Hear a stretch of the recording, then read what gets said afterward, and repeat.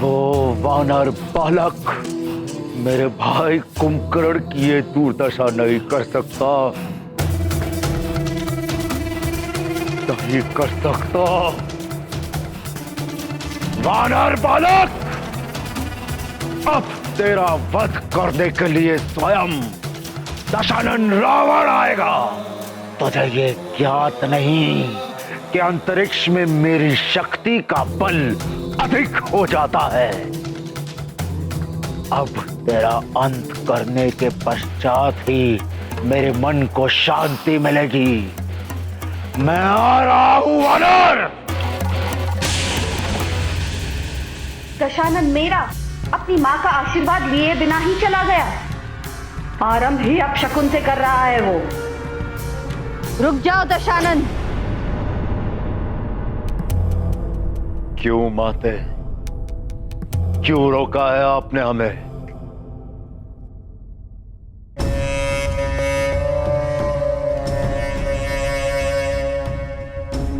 इसलिए दशानन, क्योंकि ये समय युद्ध के लिए उपयुक्त नहीं है। वो सिर उठा रहा है माते, बार बार अपना सिर उठा रहा है। मैं इसी समय उसका अंत कर सकता हूं। दशानन, यदि अंधेरे में तीर चलाओगे तो विफलता ही हाथ लगेगी। अभी ग्रह दशा अनुकूल नहीं है। प्रतीक्षा करो। प्रतीक्षा करो, प्रतीक्षा करो, किंतु कब तक प्रतीक्षा करूं माते?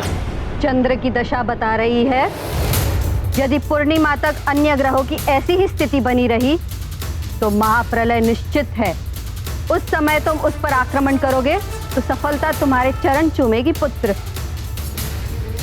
बस पूर्णिमा तक तुम्हें किसी भी प्रकार उस वानर बालक को उलझाए रखना है, जिससे कि वो बालक पूर्णिमा तक किसी ग्रह की स्थिति न सुधार पाए।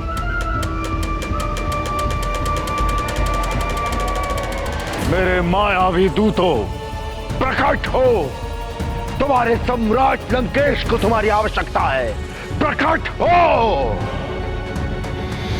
जय लंकेश। तुम सब शीघ्र ही अंतरिक्ष में स्थित ग्रहों के पास जाओ। महानियुक्त हमारे रक्षवीरों को संदेश दो कि वो वानर बालक जहां भी पहुंचे वो उसे वहीं उलझा कर रखे। पूर्णिमा से पहले वो कहीं और नहीं पहुंचना चाहिए। जो आज्ञा लंकेश। जाओ। जय लंकेश।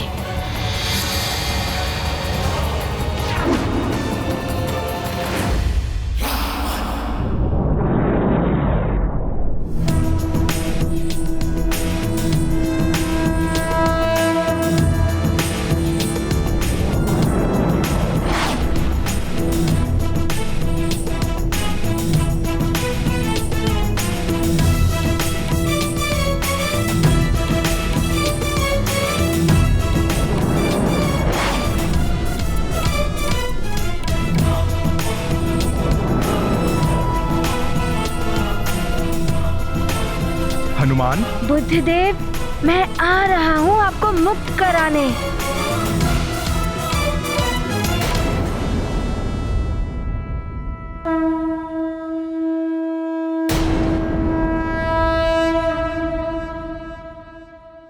प्रणाम बुद्धिदेव। प्रणाम हनुमान जी।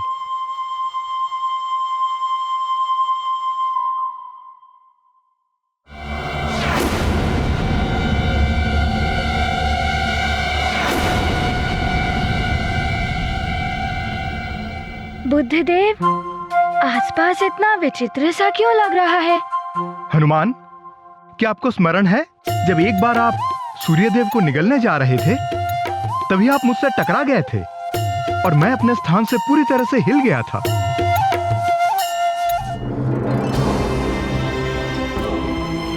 ये कौन अचानक उल्टे दिशा से इतनी तीव्र गति से मेरे बुध लोक की ओर चला आ रहा है? मुझ बुध को ही अपने मार्ग से विचलित कर दिया इसने।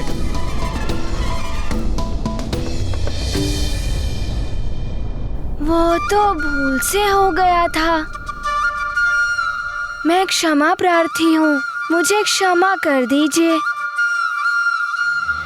तो तुम आ गए हनुमान। मुझे तुमसे ऐसी ही आशा थी। मैं जानता था कि तुम्हारा मुझसे सामना अवश्य होगा। अच्छा है ना, आपकी आशा पूर्ण हो गई। तुम्हें ब्रह्मांड में विचरण करने में रुचि है ना? मैं मयाक्ष तुम्हें खड़े खड़े पूरी सृष्टि दिखा सकता हूँ।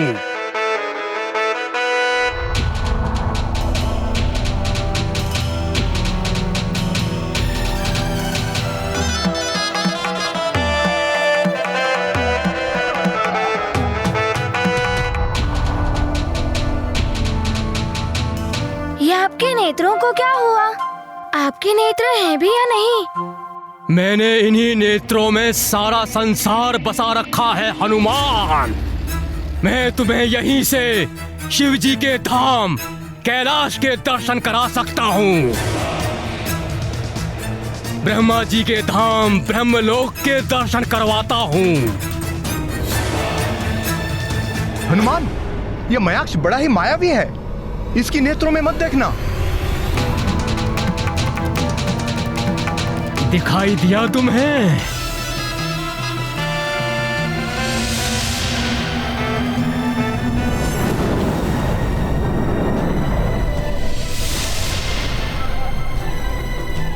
हाँ, मुझे है ना कैलाश पर्वत दिखाई दिया और ब्रह्मा जी के दर्शन भी हो गए। हनुमान, ये क्या कर रहे हो? उसकी नेत्रों में मत झांको। वो आपको सम्मोहित करने के लिए ऐसा कह रहा है। तुझसे तो मैं बाद में निपटूंगा बुद्धदेव।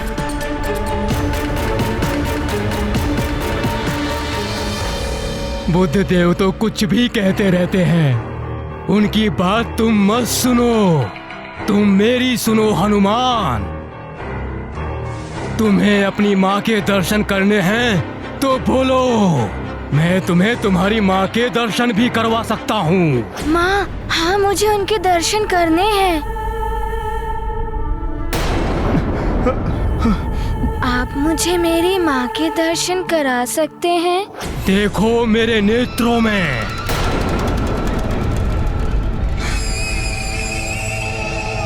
ऐसा मत कीजिए हनुमान। बुद्ध की मत सुनो हनुमान। मेरे नेत्रों में देखो, गहराई तक झांको। मेरे नेत्रों में तुम्हें तुम्हारी माँ दिखाई देगी। हनुमान, मत झांकिए उसकी नेत्रों में। हनुमान, अब मैं जो कह रहा हूँ वही सुनाई देगा तुम्हारे कानों को। सुनो, मात्र सुनो मुझे। तुम्हें स्वर्ग दिखाई दे रहा है? देखो, ऐरावत है वहाँ। अब तुम्हें माँ भी दिखाई देंगी। देखो, तुम्हारी माँ है वहीं कहीं। ढूंढो उन्हें, ढूंढो हनुमान, ढूंढो।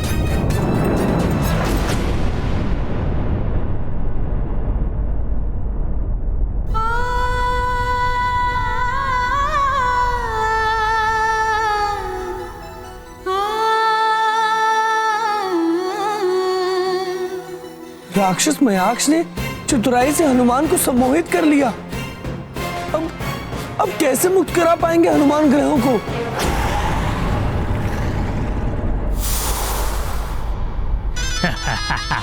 माता के प्रेम ने फंसा ही लिया बालक को।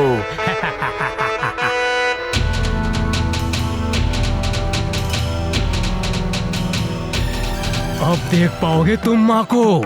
देखो, हुए उनके दर्शन।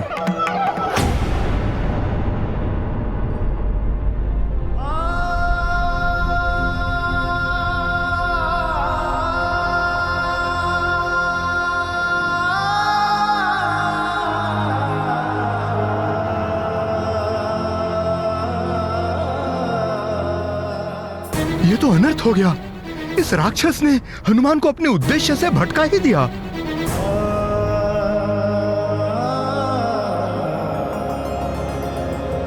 हनुमान को तो इतने वरदान मिले हुए हैं, फिर भी वो माया के बंधनों में कैसे बन गए द्वारकाधीश?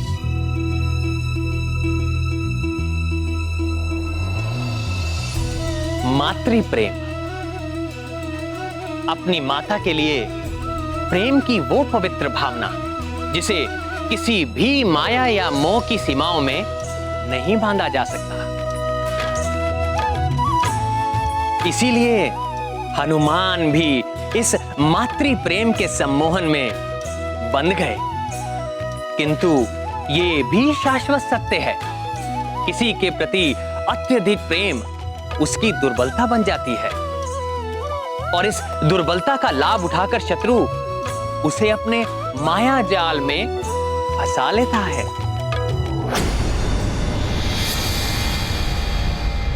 मयाक्ष, लंकेश ने संदेश भिजवाया है। ये वानर बालक पूर्णिमा तक यहां से कहीं और ना जा पाए, जिससे कि महाप्रलय टालने का कोई अवसर ही ना बच पाए। किंतु एक बात ध्यान रहे, ये उनका संदेश ही नहीं, चेतावनी भी है तुम्हारे लिए। चिंता मत करो तुम, अब तो यहाँ से ये हिल भी नहीं सकता। इस पूर्णिमा तो क्या, अगली पूर्णिमा तक भी ये यहीं खड़ा रहेगा।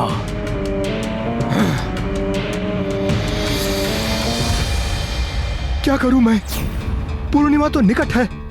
हनुमान को पूरी तरह से सम्मोहित कर लिया है इस मयाक्ष ने। अब तो हम ग्रहों की मुक्ति हो ही नहीं पाएगी और प्रलय मच जाएगी।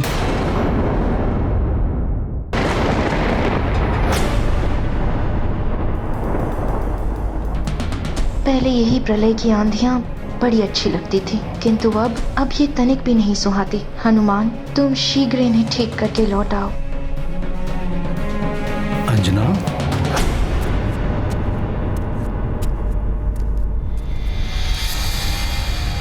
अंजना,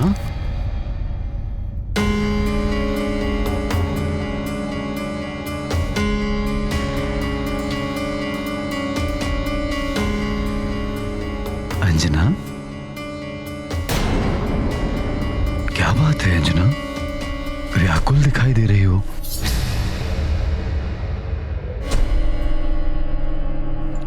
नहीं, वो हनुमान की चिंता हो रही है।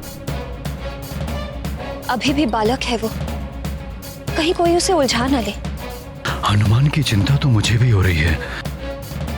यदि मेरा वश चलता तो मैं भी चला जाता उसके साथ। किंतु आपके वश में जो है वो तो आप कर ही सकते हैं केसरी जी।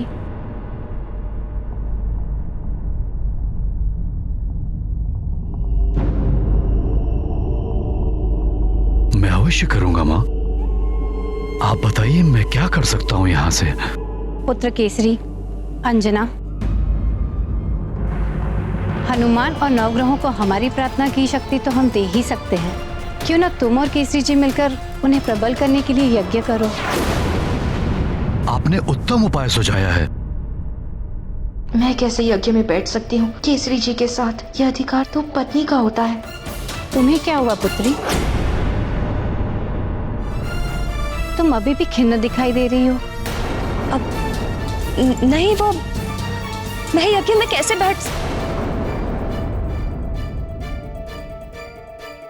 ओहो, ये मैंने क्या बोल दिया? अब क्या करूं मैं? क्यों? तुम यज्ञ में क्यों नहीं बैठ सकती हो? पति पत्नी ही तो बैठते हैं यज्ञ में।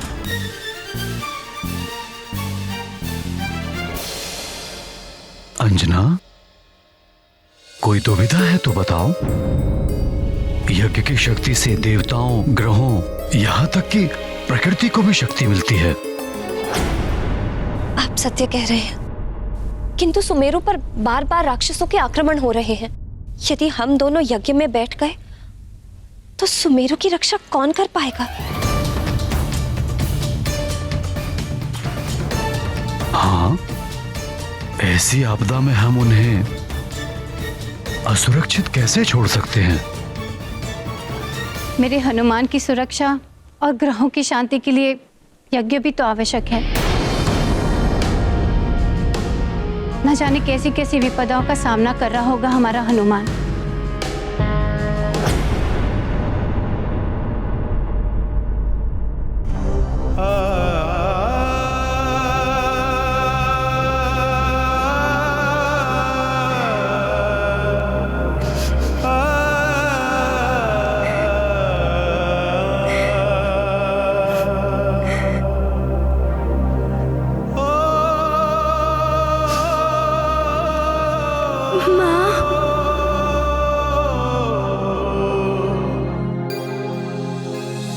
ग्रहों को बंधन से मुक्त करने गए हनुमान तो स्वयं ही सम्मोहन के बंधन में बंध गए हैं।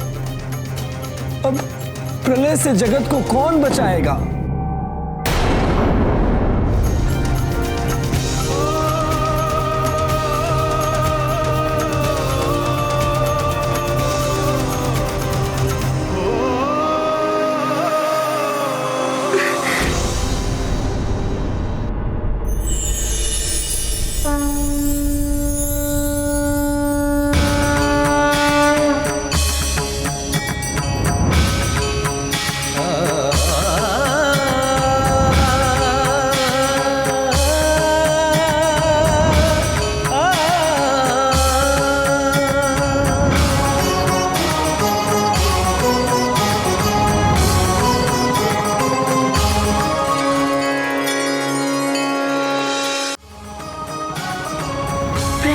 स्कंद माता,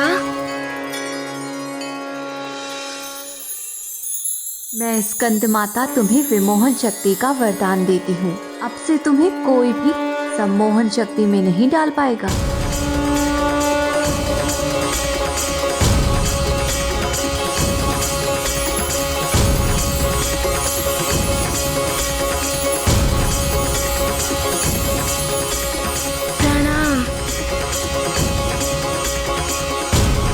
आपको कोटि कोटि धन्यवाद माता।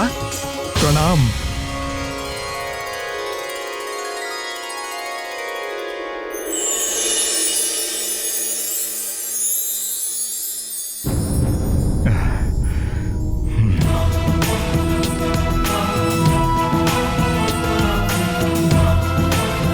अब हनुमान क्यों इस प्रकार खड़े हैं?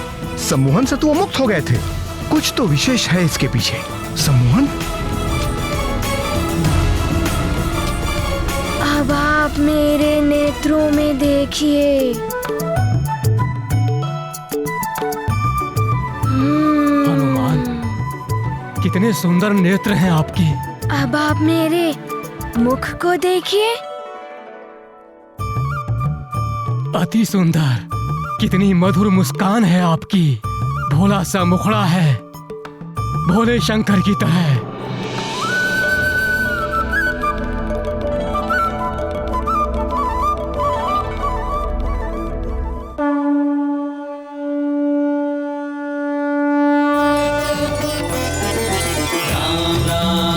श्री राम राम राम राम राम राम राम श्री राम राम राम राम राम राम राम श्री राम राम राम राम राम राम राम श्री राम राम राम श्री राम श्री राम श्री राम श्री राम।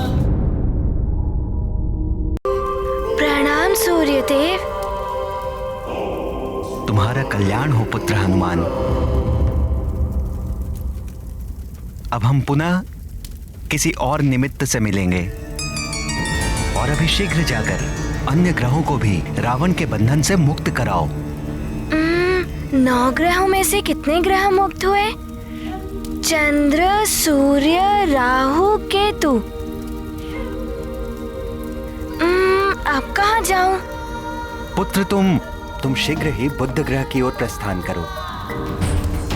सबसे समीप वही पड़ेंगे। जैसी आपकी आज्ञा सूर्यदेव। तुम्हारा मंगल हो। प्रणाम। सदैव तुम्हारी जय हो हनुमान।